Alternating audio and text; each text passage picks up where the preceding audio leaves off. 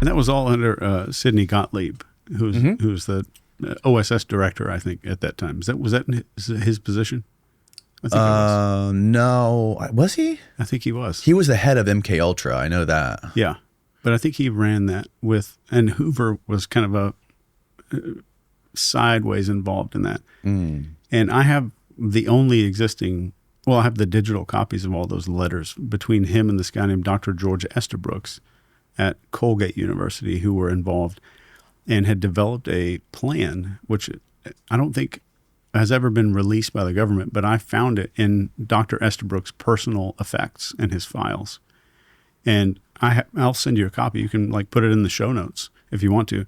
But they had a plan to hypnotize, and Dr. Estabrooks was a classic hypnotist.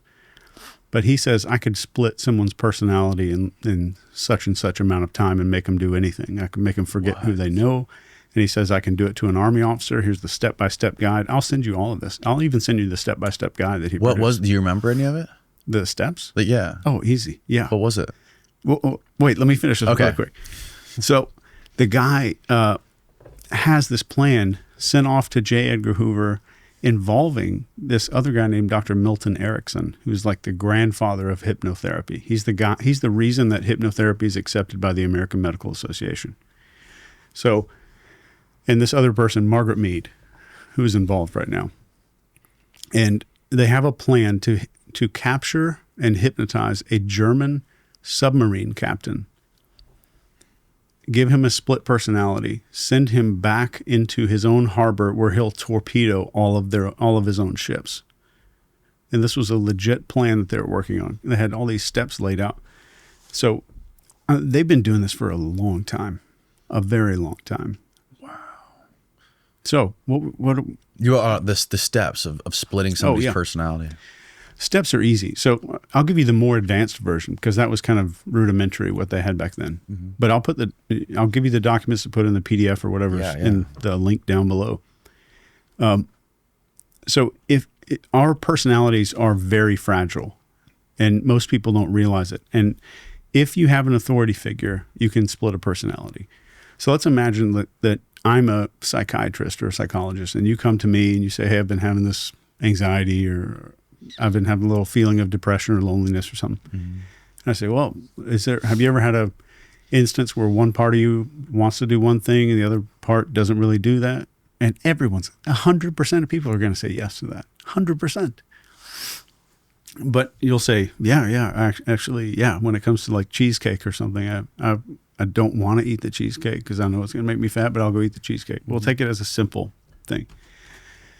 And I'll say, all right, so what if that part of you had a name, what would the name of that part be? And you're like, oh, I don't know, Michael. And you made up a name. I'm like, all right, so let's go back and forth. Like, what does Michael want? Okay, Michael wants this, but what does Danny want?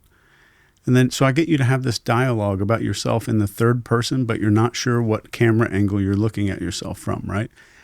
And if I ask you just a simple question, like, let me just ask you and answer this honestly. Like, if you did you shower this morning or last night? Last night. So you just look up and to your left. So you pictured yourself in the third person. Yeah. Why did you picture yourself in the third person? Who was observing you? Do you think that was Michael?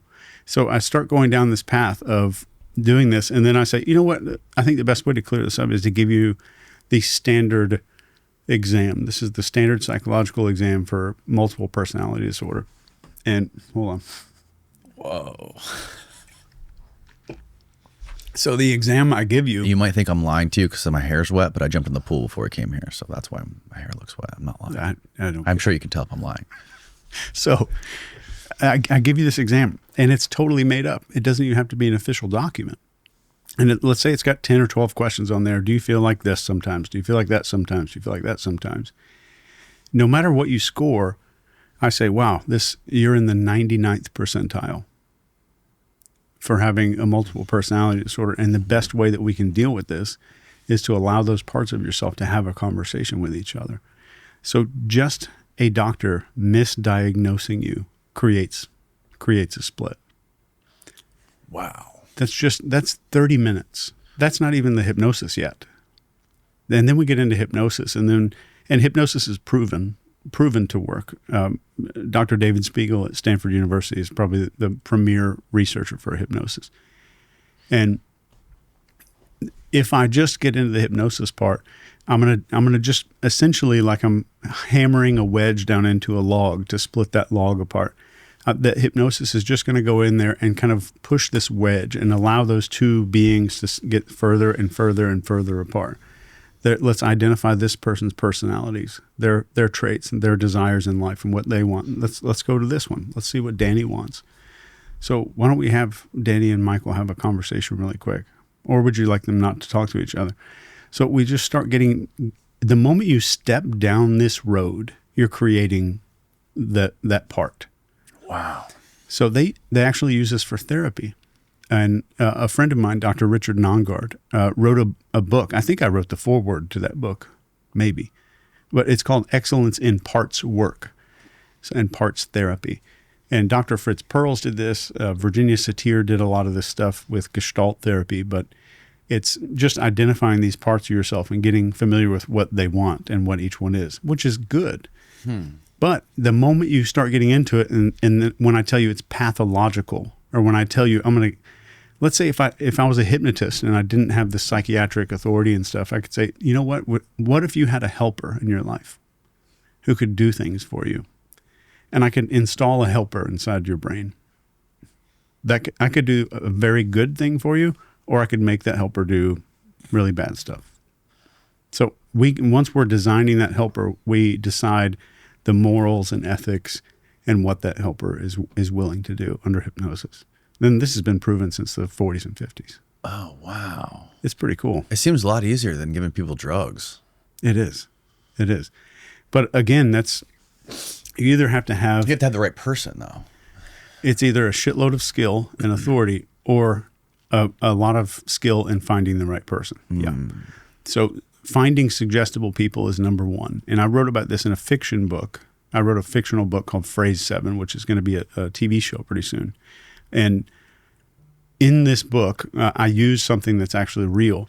If you look at somebody who's been happy their whole life, you can start seeing these little crow's feet because they smile a lot. You look at somebody who's socially driven, they raise their eyebrows a lot during conversations. You can see these little lines right here. I always avoid those people. Yeah. And like somebody who's angry or mad, you'll have these two little lines that start developing. And this is in the teenage years, you'll start seeing this. And we call it expression etching because it etches onto the face after a pattern of behavior. But what would you do if I told you to make a skeptical facial expression?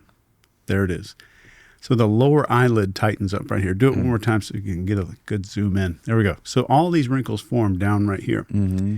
So if you see somebody with a wrinkled lower eyelid, and this is my opinion, I've not tested this scientifically at all, but I have confirmed it with like 5 hypnotists who have confirmed it with thousands and thousands of subjects. And these are... Sounds scientific enough to me.